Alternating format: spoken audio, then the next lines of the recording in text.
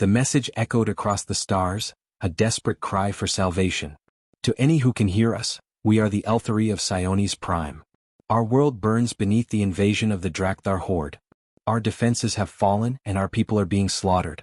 We beg, whoever you are, wherever you are, help us, please. The plea wasn't just a broadcast.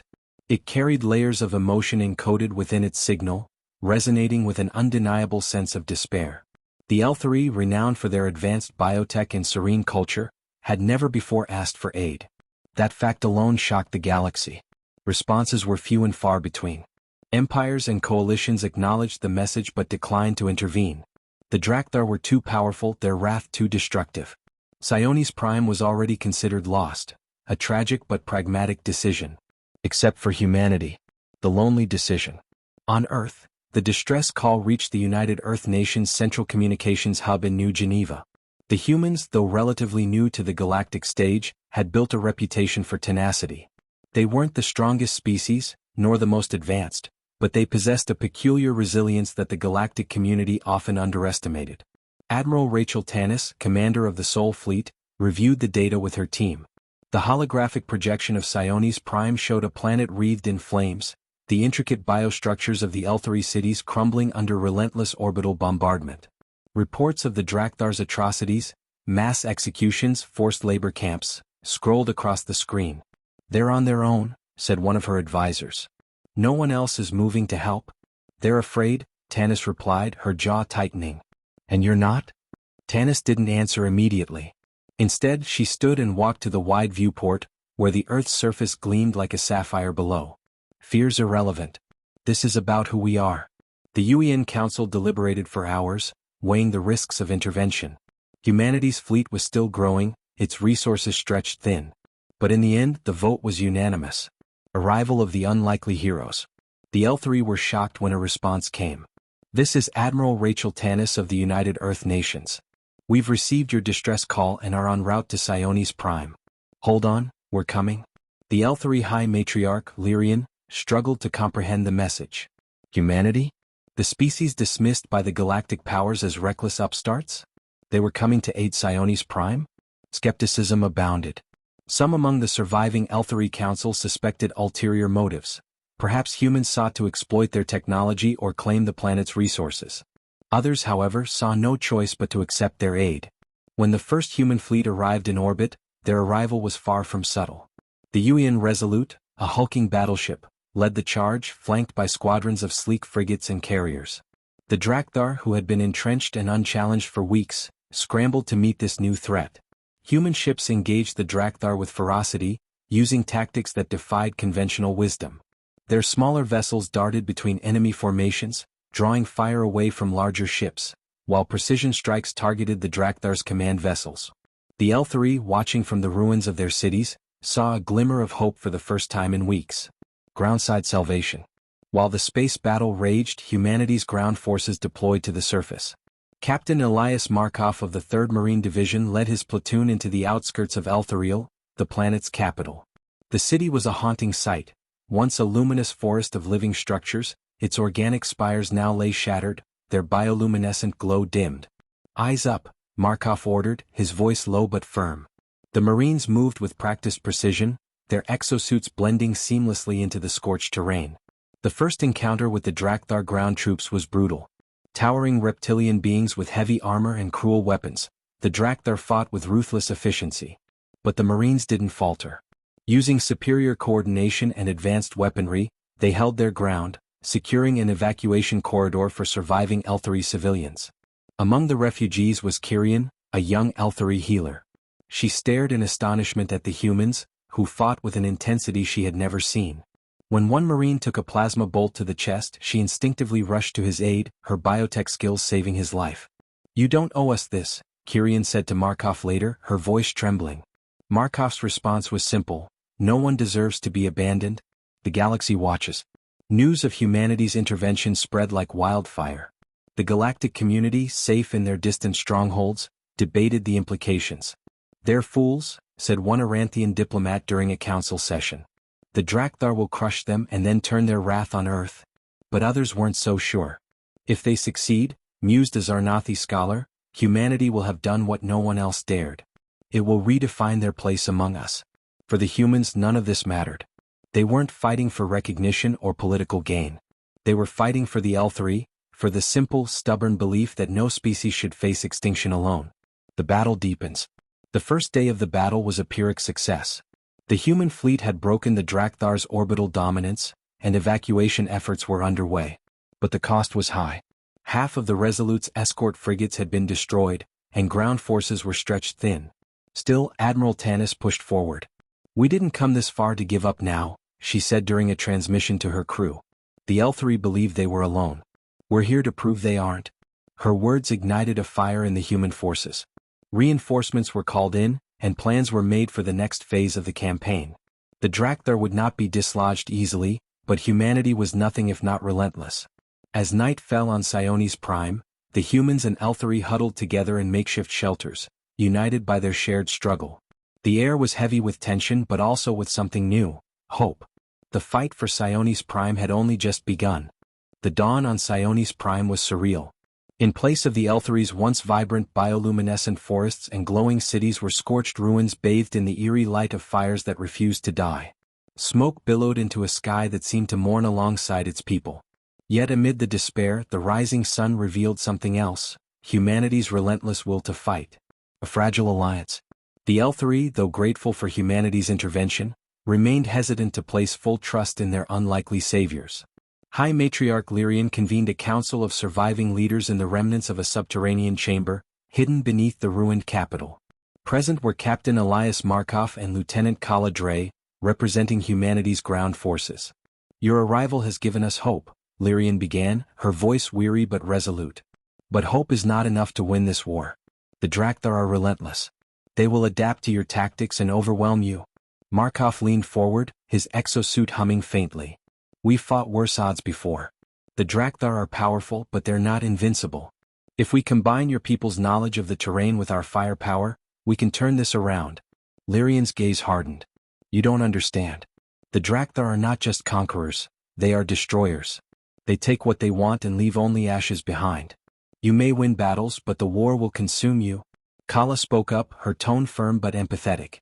"We understand the stakes, Matriarch. Earth was nearly lost once, long before we reached the stars. We learned the hard way that survival requires more than strength, it requires unity." The room fell silent, the weight of Kala's words hanging in the air. Finally Lyrian nodded. "Very well. What do you propose?" "The plan. The Drakthar's strength lay in their overwhelming numbers and advanced war machines, but their forces were spread thin across Sionis Prime.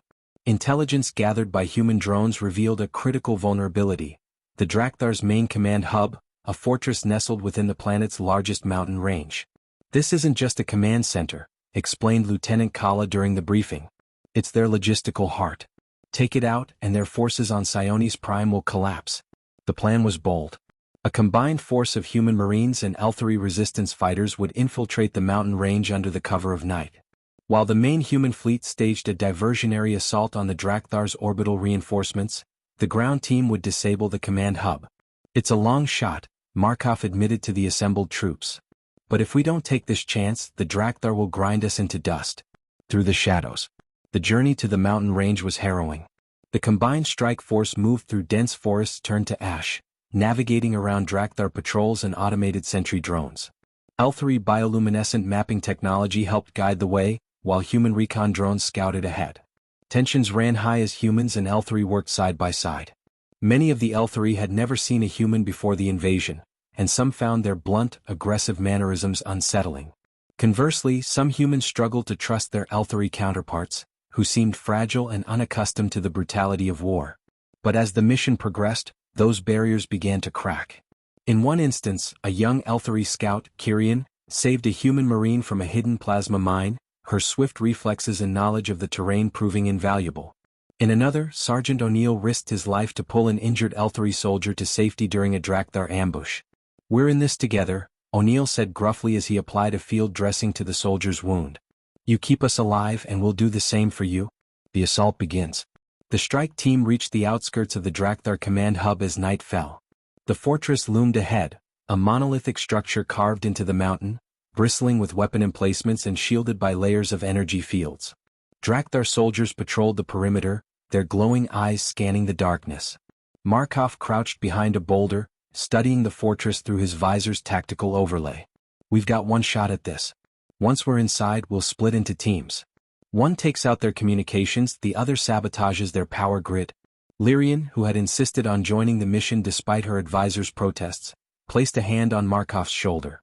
May the light of Sionis guide you, she said softly. Markov grinned. And may human stubbornness do the rest. The assault began with a coordinated strike on the outer defenses. Human snipers and Elthari archers, using enhanced biotech bows, took out sentries with precision. Explosives planted by infiltration teams created breaches in the outer walls, allowing the main force to pour into the compound. Inside, the fighting was brutal. The Drakthar defended their stronghold with ferocity, their advanced weaponry cutting down attackers in droves. But the humans and Elthari pressed on, their determination outweighing their losses. Unity in chaos. As the battle raged, moments of camaraderie emerged. Human marines shielded Elthari medics as they tended to the wounded, while Elthari bioconstructs provided cover for advancing human squads. The initial distrust between the two species began to dissolve, replaced by a shared sense of purpose. In one particularly tense moment, Markov and Kyrian found themselves pinned down by Drakthar heavy gunners. Kyrian, her bioluminescent eyes glowing with determination, used an Elthari device to disrupt the enemy's targeting systems, allowing Markov to take them out with a well-placed grenade. Not bad, Markov said, offering her a rare smile. You're not so terrible yourself, Kyrian replied, her voice tinged with relief. The turning point. After hours of relentless fighting, the strike teams reached their objectives. Explosives planted on the power grid detonated with a deafening roar, plunging the fortress into darkness. Simultaneously, the communications team disabled the Drakthar's command relays, throwing their forces into disarray. The combined human Elthari force regrouped outside the fortress as the structure began to collapse. For the first time, it felt like victory was within reach. Markov glanced at the battered survivors around him, their faces etched with exhaustion but also with hope. This is just the beginning, he said. But it's a damn good start. As they prepared to return to their base, the distant rumble of explosions signaled the beginning of the next phase, humanity's fleet engaging the Drakthar reinforcements in orbit. The war for Sionis Prime was far from over, but for the first time, it felt winnable. As the Elthari and human strike teams withdrew from the collapsing Drakthar command hub, a surge of renewed hope swept through the embattled remnants of Sionis Prime. For the first time in weeks, the Drakthar's brutal advance had been halted. But the war was far from over and the galaxy was watching. A desperate gamble. Admiral Rachel Tanis stood on the bridge of the UEN Resolute, watching holographic displays of the orbital battle. Her fleet was outnumbered, her ships dwarfed by the imposing Drakthar war vessels. But humanity had learned long ago that survival wasn't about having the biggest guns, it was about fighting smarter. The Drakthar are disoriented, her tactical officer reported. Their command network is in chaos and their movements are erratic. Tanis nodded, her sharp eyes scanning the battlefield. They're trying to regroup. We can't let them. She turned to her communications officer. Send a message to all ships. Focus fire on their heavy cruisers.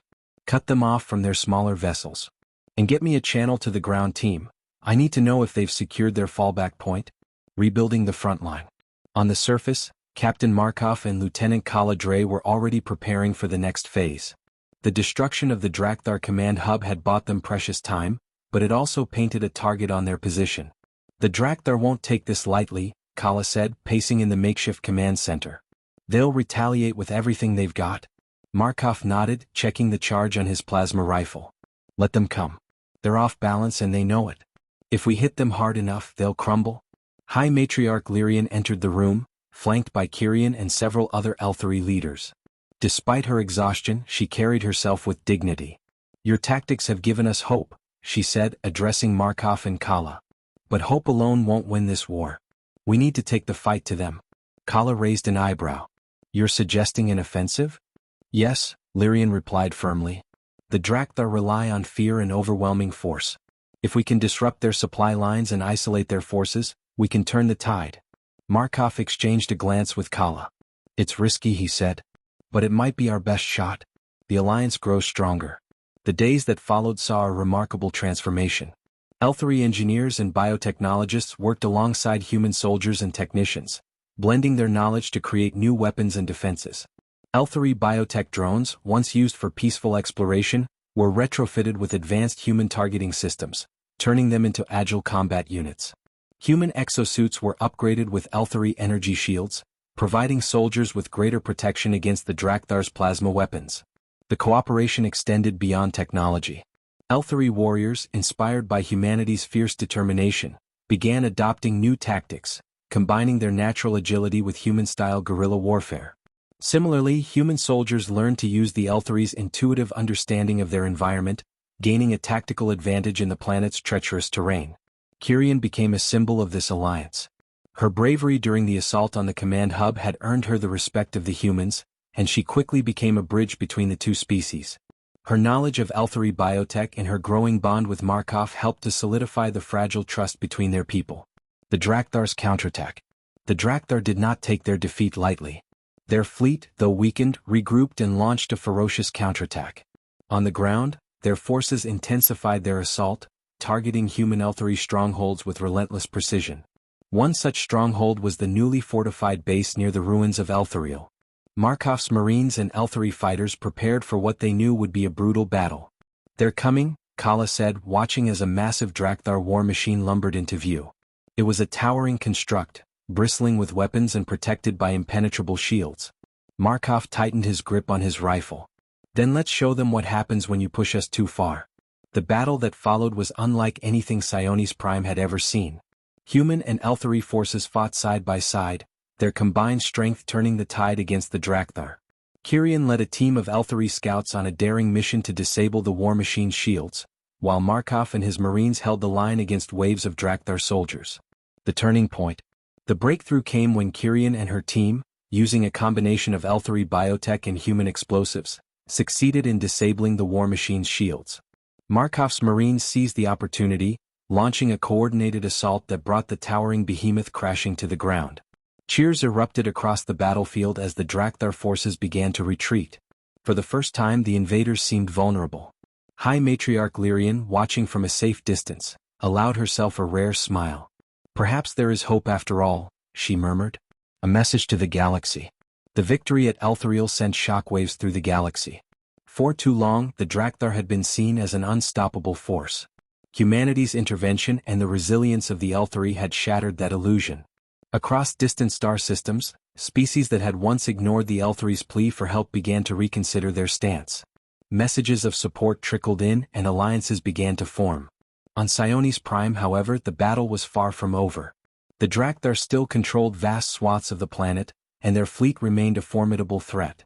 But for the first time, the defenders had the upper hand. And they were ready to fight until the end. The war for Sionis Prime had reached a critical juncture. The Drakthar's command hub lay in ruins, their forces scattered and demoralized. Yet they were far from defeated. For every skirmish won, another battle loomed on the horizon. But now humanity and the Elthari fought as one, bound by a shared defiance against extinction. The final push. In the days following the victory at Elthariel, reconnaissance revealed a grim truth. The Drakthar were amassing their remaining forces for a decisive assault. Their last stronghold, an orbital dreadnought named Nexorus, served as both a command vessel and a mobile fortress. From there, the Drakthar coordinated their planetary operations, supplying ground troops with reinforcements and devastating airstrikes. "We have to take it out," Admiral Rachel Tanis declared in a war council held aboard the UN Resolute. "If we destroy the Nexorus, their entire chain of command will collapse." High Matriarch Lyrian nodded, her expression grave. "It is a bold move, but the only one left to us. Without their leadership, the Drakthar will falter." Markov, standing alongside Lyrian and Kyrian, studied the holographic display of the dreadnought. "That thing's a fortress. Getting close won't be easy." "It won't be," Tanis admitted. "But we have something the Drakthar don't. We have allies willing to fight for something greater than themselves." The plan. The mission was ambitious, a coordinated strike that required flawless execution. Humanity's fleet would engage the Drakthar's orbital defenses, drawing fire away from a specialized strike team tasked with infiltrating the Nexorus. The team would disable the dreadnought's core reactors, triggering a catastrophic chain reaction. L3 biodrones, enhanced with human targeting systems, would provide cover for the insertion team, while L3 and human fighters attacked key points on the dreadnought's hull. It was a desperate plan, but desperation had become the Allies' strongest weapon. As the team prepared, Kyrian approached Markov, her glowing eyes filled with determination. "This mission is as much yours as it is ours," she said. "We fight for Sionis, but we also fight for the bond we've forged." Markov placed a hand on her shoulder, his voice steady. "We'll see this through. Together." The assault on Nexoris. The battle began with a symphony of chaos. The UEN fleet surged forward, engaging the Drakthar's orbital defenses with ruthless precision. Energy beams and missile salvos illuminated the void, casting long shadows across the planet below. In the midst of the chaos, a cloaked transport slipped through the enemy lines, carrying Markov, Kyrian, Kala, and a hand-picked team of human marines and Elthari scouts.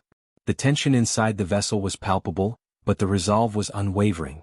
As the transport docked with the Nexoris, the team quickly breached the airlock, encountering fierce resistance. The Drakthar were prepared for an assault, their soldiers fighting with a ferocity that matched the desperation of the invaders. Markov led the charge, his exosuit absorbing blasts as he provided covering fire for the team. Kyrian, using her natural agility and Elthari stealth tech, darted between cover, disabling enemy defenses with precision strikes. Kala coordinated their movements, her tactical brilliance keeping the team one step ahead of the Drakthar. The heart of the dreadnought. After what felt like an eternity of brutal combat, the team reached the core reactor. The room was a labyrinth of glowing conduits and humming machinery, its heart pulsing with energy. "This is it," Markov said, placing an explosive charge on one of the primary conduits. "Once these go, the whole ship's going with them." As the team worked to arm the explosives, the Drakthar launched a counterattack. Waves of soldiers stormed the room, their weapons tearing through the fragile cover. Kyrian fought like a force of nature, her bio-enhanced reflexes allowing her to outmaneuver the enemy, but the team was pinned down. "It's too much," one Marine shouted, firing blindly at the advancing horde. "Hold the line," Markov bellowed, his voice cutting through the chaos. "We're not leaving until the job's done." A sacrifice for victory. As the final explosive was armed, a Drakthar warlord burst into the room. Towering over the defenders, it unleashed a barrage of plasma fire, cutting down several Marines. Markov engaged the warlord in hand-to-hand combat, his exosuit barely holding against the onslaught. "Get out of here," Markov shouted as the team hesitated. "That's an order." Kyrian stepped forward, her eyes meeting Markov's. "Not without you." "You have to," he insisted, grappling with the warlord. "The mission comes first." With a reluctant nod, Kyrian led the team toward the transport. As they departed, the room erupted in a blinding explosion, the shockwave shaking the dreadnought. The collapse of the Drakthar. The Nexoris detonated in a brilliant burst of light, the explosion visible even from the surface of Sionis Prime. The Drakthar fleet, leaderless and in disarray, began to retreat. On the ground, their forces crumbled, surrendering or fleeing into the wilderness. Cheers erupted across the Allied forces as news of the victory spread. The combined strength of humanity and the Elthari had accomplished what seemed impossible. A new dawn. In the aftermath, the survivors gathered in the ruins of Elthariel. High Matriarch Lyrian addressed the crowd, her voice resonating with hope. "Today we have proven that unity is stronger than fear. That even in the darkest moments, light can prevail." Kyrian stood silently, her gaze fixed on the horizon. She thought of Markov and the sacrifice he had made. Humanity had not just saved her people, they had given them a reason to fight, to hope, to endure. As the sun rose over the battered landscape, the alliance between humanity and the Elthari solidified.